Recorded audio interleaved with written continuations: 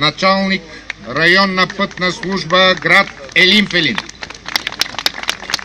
Инженер Ангел Жиланов, кмет на община Горна Малина.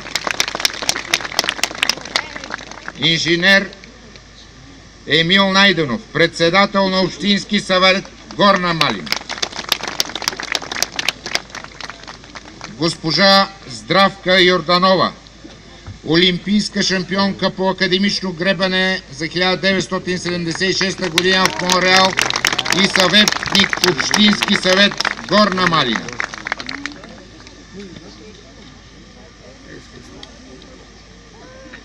Инженер Радослав Орловски, заместник кмет на община Елин Пелин.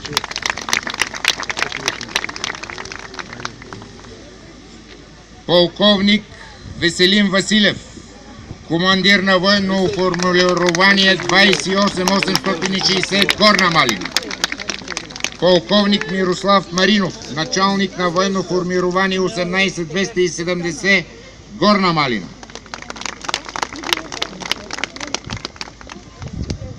Полковник Богомил Гълъбов, протоиерей Серафим Янев,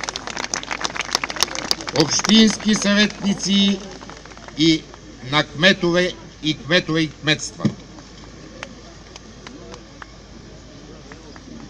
Давам думата за тържествено приветствие по случай националния празник на Република България на кмета на община Горна Малина, инженер